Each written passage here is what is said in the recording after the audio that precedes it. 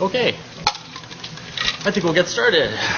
We were just joking. Thanks for choosing us over Mark Gilbert. That's very nice of you. So our presentation today is called Community Perspectives on HIV Criminalization.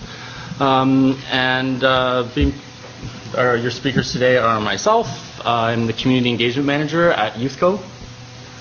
Jesse Brown at the end, who is the Interim Executive Director of YouthCo, and Luke Swenson, who is the PhD candidate at the Center for Excellence, but also on the Board of Directors at YouthCo. This is an issue that we have kind of taken on as an advocacy issue, especially when it comes to youth. And so we've worked a lot with the HIV/AIDS Legal Network, and we thought that we would do a presentation like this today with the purpose of updating people on the current situation in the law, if you're not up to date on that, to answer any questions and attempt to clarify any issues, but also mostly to engage in a discourse around the topic and to get the community's opinions on this, especially when it comes to gay men. We don't often have the opportunity to talk about that specific issue.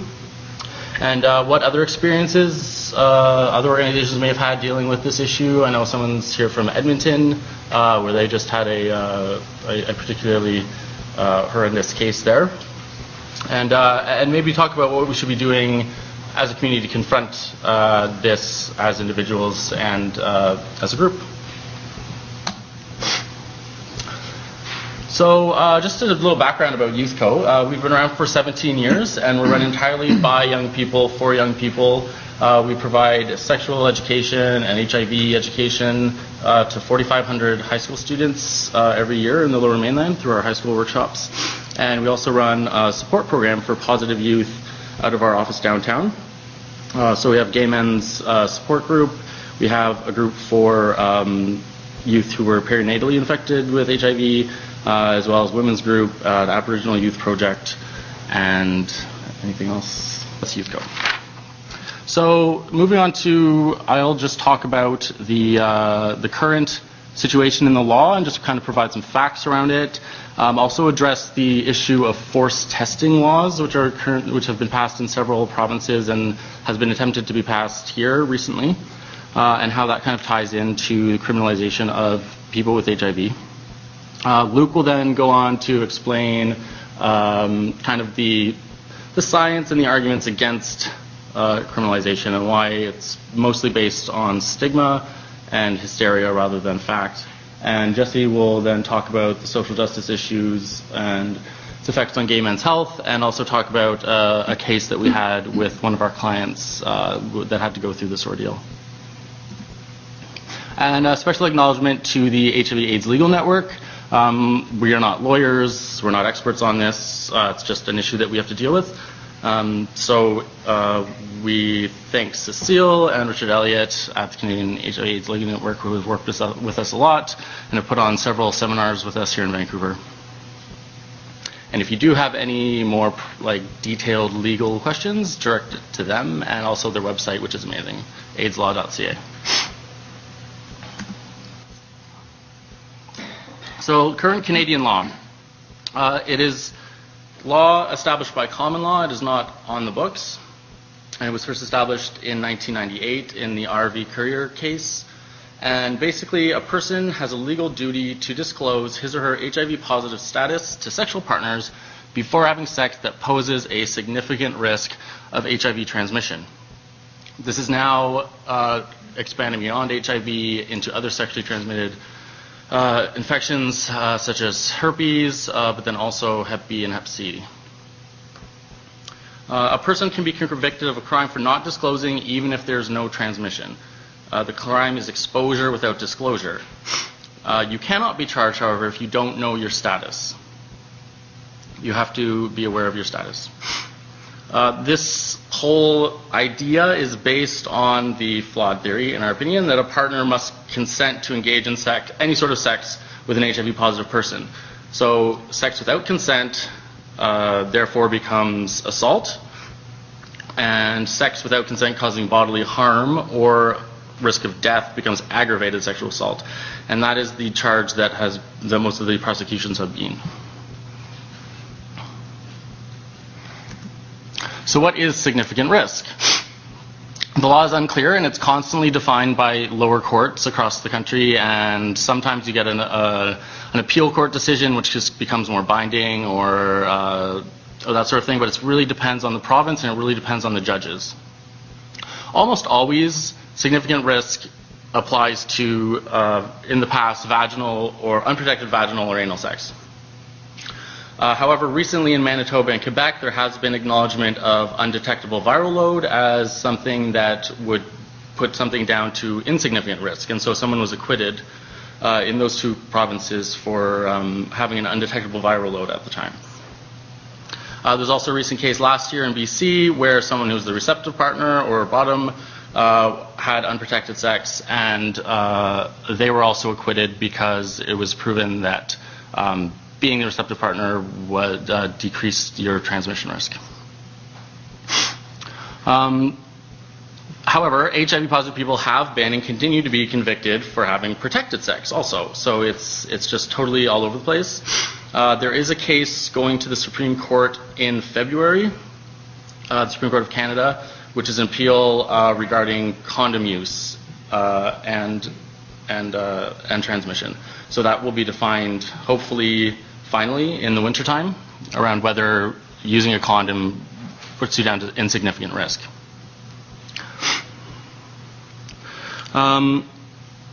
There's also various permutations around oral sex. You sometimes, in some provinces, do have a legal duty to disclose to sexual partners before receiving oral sex if you are positive. And again, that's just something that varies. What is not generally included in significant risk are things that are scientifically defined as no risk or negligible risk, such as kissing, mutual masturbation, or oral sex with a condom.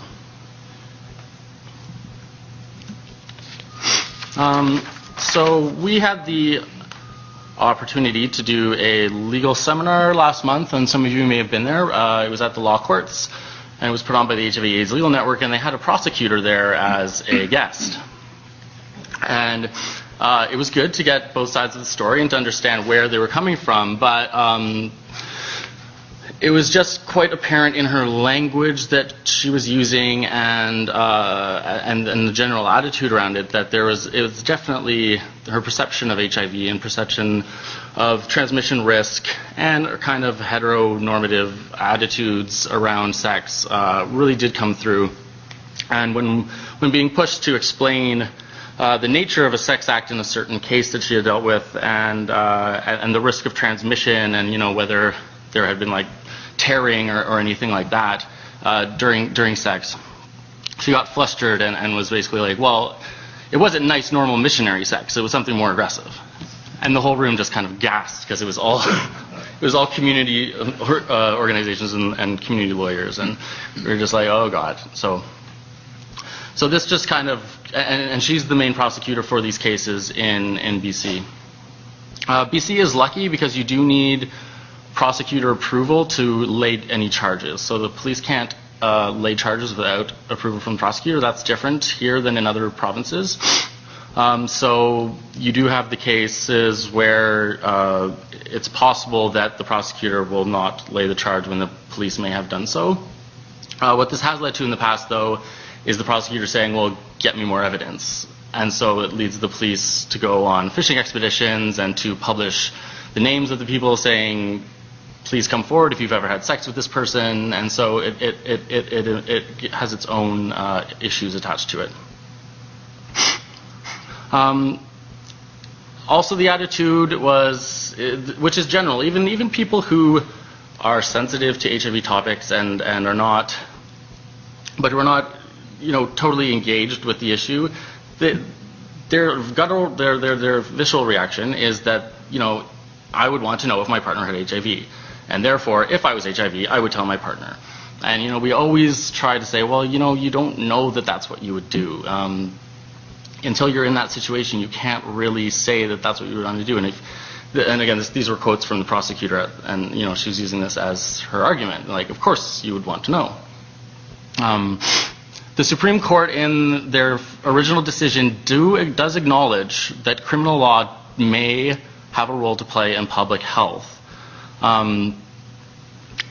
meaning that if there is something in the criminal law that is detrimental to public health, then it may not be a desirable thing to have. So that kind of leaves it open for arguments against criminalization as being a public health issue. However, we brought that up with the prosecutor. She claims there's no evidence that criminalization would deter anyone from getting tested, and that there's no evidence that this has any effect on public health. So that's a problem, obviously. So because this is so determined by prosecutors, the HIV/AIDS Legal Network is working to set up prosecutorial guidelines across the country to make sure that the prosecutors know that they have a specific burden of proof that they need to meet first before they lay charges, and that there should be some sort of process for dealing with the people charged in terms of dealing with the media or releasing their names and that sort of thing. And then, so things are kind of improving slowly. Of course, in common law, things only improve through court challenges, which can end up ruining people's lives. And so, it's little comfort to the people who have to go through it. Things are kind of catching up with the science. But then there's also other issues, especially statutory indirect criminalization efforts that are happening. So some of you may be aware of this, forced testing laws, which have been passed in several provinces. This one was put to first reading in BC in the spring. It hasn't been put back on the fall calendar yet for the legislature, but that doesn't mean that it won't be. It is a private member's bill, so but it is from the government side, so no one's really sure if it's going to go through. It has the support of the firefighters unions and paramedics, and so it's kind of politically a savvy thing to have. And it basically says that, let's read it. It would allow for court-ordered testing of individuals for communicable diseases in the event that a first responder or Good Samaritan comes in contact with bodily fluid during the course of providing aid. It was actually defined originally by the MPEP who put it forward as being if a firefighter was splashed with the blood of someone that they were helping, they could get a court order to get that person tested for HIV to allay their fears that they don't have it. There's multiple problems with this. It violates the right to privacy and bodily integrity of people who are being helped by first responders just to allay their fears. It's sharing test results with third parties. It's not based on any transmission science. Getting splashed by anything is not going to give you HIV. It's also counterproductive because of window period. That person might test negative and actually be positive, and then that gives them the firefighter a false sense of security. Also, universal precautions would dictate that if they felt they were exposed occupationally, that they start PEP immediately. And waiting for that test result to come back from the person they were helping you should have started PEP anyway, according to procedure. Also, as explained, if you don't know your status when you have HIV, you can't be charged. This is forcing people to know their status, and so it ties into the criminal law that way. Also, it's up to the first responder to decide whether a test is ordered, and so gay men, other high-risk groups would be unfairly targeted by this. We always use the example of a West Van housewife who bleeds on someone probably isn't going to be forced to get tested versus someone in the downtown east side.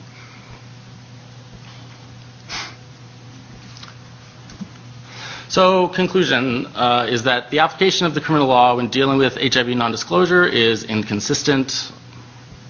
Things are slowly catching up with the science, but again, it's a process of case by case and then moving up through appeals and to Supreme Court. What is not encouraging is that prosecutions are spreading to other STIs, and that indirect criminalization is now being put into statute in other less obvious ways. And with that, I will turn it over to Luke.